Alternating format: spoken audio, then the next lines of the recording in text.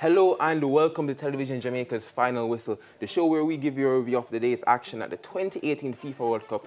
I'm Giovanni Brady, and with me as usual is my partner in analytics, Liam Henriquez. Okay, today we had the first two games of the round of 16 of the competition. We had France playing Argentina, and we had the second game, which was Portugal against Uruguay. And I must say, if today's two games were anything to go by, we're in for a real worldie at the tournament, aren't we, Liam? Yes.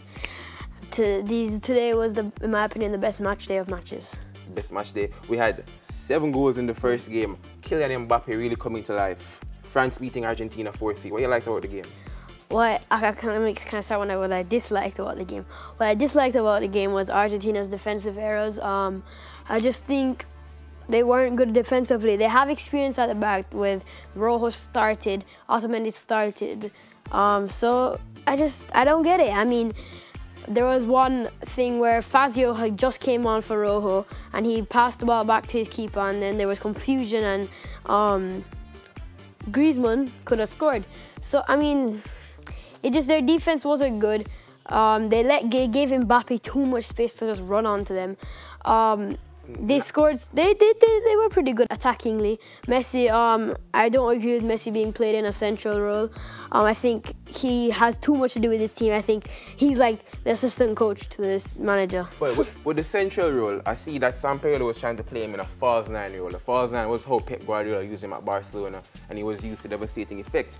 As it relates to the defense, I personally don't expect Argentina to be a good defensive team because, I mean, Marcos Rojo does not generally play centre-back at Manchester United. He's placed out left. That leaves us with Otamendi, Mercado, and it's really not a world-class defensive unit. Otamendi is probably their best defender. Banega came into the team down. We expected Banega to do a bit, but it just never quite worked out for Argentina. Yeah, I mean, he's trusted in himself in a lot of youngsters. He's benched Biglia, he's benched Higuain, benched Dybala, benched Aguero. I don't agree with that. And he says Dybala doesn't fit into your system. So what is your system? Going home in the round of 16, is that your system? Yeah, I just think there was rumors going around that Messi was making the substitutions and stuff. And I don't think that's true. I just think it's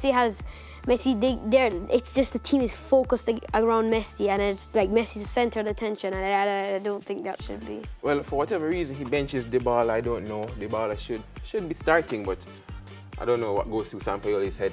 The second game, we had a more tactical affair. We had Uruguay playing against Portugal. Uruguay sitting back and defending, asking Portugal to break them down. Portugal didn't quite manage to do that.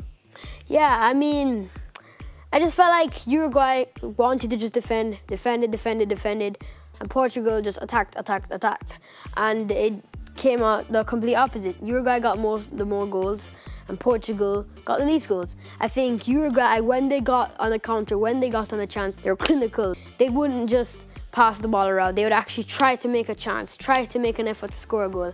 Portugal, when they got into Uruguay's half, would just pass the ball around side to side, and not make try to score a goal or make a chance. I think the reason for that, though, is that Uruguay sits back, they have 2 banks of 4. Portugal, on the other hand, they're in the Uruguayan half, trying to break them down. So when Uruguay go on the counter-attack, Portugal is always a bit stretched because they have to be scampering back to defend their own goals. So I think naturally Uruguay was always going to win this. Portugal doesn't really have the quality, the amount of quality needed to really break down what is a really stubborn Uruguayan defense. But we're moving into tomorrow's games. We have 2 matches that will be excited, but they won't probably follow on today's games. We have Spain against the host nation, Russia, and we have Croatia against Mr. Eriksson. I'm just kidding. We have Croatia against Denmark. Don't kill me, Denmark fans. How do you think these games will go?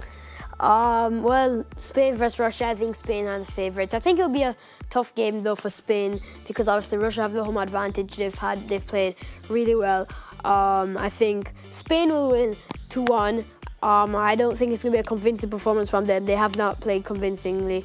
Russia have played convincingly, but Spain are the more experienced team. Spain are the better team. I'm going to say Spain 2-1. So yeah, I'm going to say the same thing. Spain 2-1.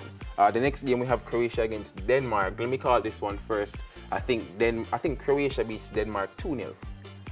Well, I think Croatia will win this one, but I don't think by that much. I think it's going to be Another 2-1. I think it's going to be another 2-1. I think Denmark will score a goal. I think Croatia will anything win by 1. I don't see Denmark scoring. I just don't think Denmark has the attacking talent. So I don't see Denmark scoring. They have Eriksson, they have Kasper Dolberg, but Dolberg isn't really starting. He seemed like a real prodigy last season. Michael is in goal, so they have a really good goalkeeper. But I don't see them scoring. Poulsen has been really... Okay. I don't think Poulsen is a world-class striker. I don't see Poulsen scoring, but let's see how it goes, mate. Let's see how it goes. So that has been Television Jamaica's Final Whistle. I'm Giovanni Brady. I'm Liam Enriquez. And stay tuned with us. We'll be back here tomorrow for more analysis. Bye-bye.